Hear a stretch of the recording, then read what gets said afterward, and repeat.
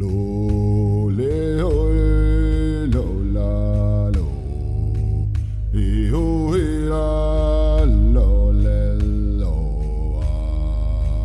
go he lo e la ho he yo la lo e la yo e la la le 1914. lo The World War started a couple of years later. Haiti got sick and very weak in the fall, and bread was scarce, a crust of bread to put in the mouth in the morning. By chance, Sakari Hirsi came from Caranto to visit Petsamo, and at the same time came to visit us too. Say that if Maria goes with him to Caranto, that there is still enough bread for you too, and for the boy. Sakari Hirsi said, there are some distant relatives.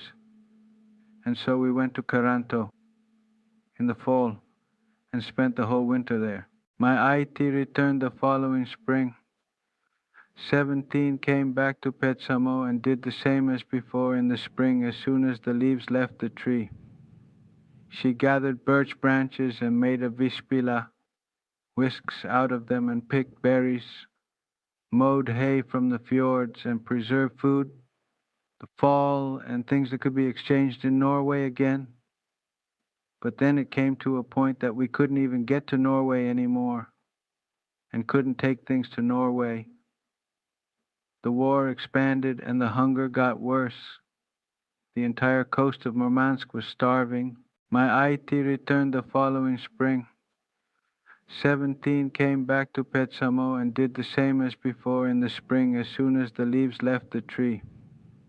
She gathered birch branches and made a vispila, whisks out of them and picked berries, mowed hay from the fjords and preserved food, the fall and things that could be exchanged in Norway again. But then it came to a point that we couldn't even get to Norway anymore and couldn't take things to Norway. The war expanded and the hunger got worse. The entire coast of Murmansk was starving. There was no more fishing. From the sea came euxia, white seals, whales, sharks, big, terrible. They were white and they were said to be along the whole seacoast of the country and ate all the fish that was near the entire coast. If there was any, sometimes there was some bottom fish from them, flounder and small halibut. Next fall, I went there again to Vaitolahti. I moved to live with Edward Van Hapiha. It was like this, I was like an adopted boy, and it was pretty good. The house was very neat and tidy. The command was quite firm and harsh. He was kind of an adopted boy. It's never like your own children. I couldn't ever go inside with shoes. On shoes had to be left outside, even if it had been freezing cold and snowing. I couldn't go inside much, except sometimes during the meal. I slept in the net house in the winter. I slept there all long winters in a pile of hay. On Sundays, I had to play with the village boys, throwing snowballs. Always someone was pointing fingers. There is that lap boy, so on and so on. All kinds of name calling, a fight. I couldn't swallow everything and carry the heavy load.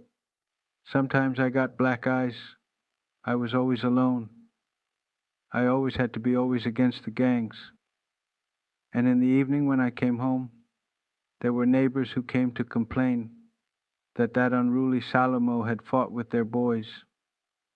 Then I got more hair pulling at home on top of what I had received from the boys of the village before. There was a school in Vaitolahti at that time where they taught a little reading and writing, and I was also able to be part of that school. Spring came, snow started to melt from the ground and ice from the shores. Then there came from Russia, from Arankeli, came some old fishermen who were said to be, who were sort of bosses or traders who bought fish from the fishermen there in Vaitoleti, and they wanted me to go there to be a cook for them, a little food and so on. When they came home from work in the evenings, the lady of the house agreed very gladly and let me go there. I was there for some time there, and I cooked them. Food was biscuits and sauerkraut and tea, and sometimes fish salted. I cooked salt fish when there was no fresh fish available. It was during the spring, and I used to run along the seashore, the beach, for a while, when there was nothing else to do. Then one day I ran along the beach. I found a dead seal on the shore. I was pleased. Now I had found treasure. Quickly ran home, and I was in a good mood. I remembered how Martimo split it and cleaned it and cut it into pieces. I cut the meat into pieces, and I had a pail with me. I put the meat in the bucket, so I took it to the house and washed and soaked it, and then I cooked seal and sauerkraut for dinner, and whatever else there was available. I don't remember what else. There was quite a lot of food. I was happy in my mind that yes, now I have made such a good dinner. Yes, those men will be happy, but I didn't understand then that, nor managed to realize that they were strict Catholics and didn't eat seal meat. The seal was a dirty animal. Well, in the evening the men came home and I brought them to the table. They smelled with their nose the sauerkraut and it smelled good. I was happy, sure that the seal meat was good and they would be pleased. They noticed. What black? What is it? And harsh questions. What is this? I excitedly replied, it's a seal. I found a seal on the beach and cooked it, and then the plates left the table. They were thrown on the floor. And the cabbage too, even the sour cabbage. They finally drank a little tea and bread crusts. And then the delicacy I made was left. I was a bit upset, sorry, but I couldn't understand what had happened. What was the reason for that?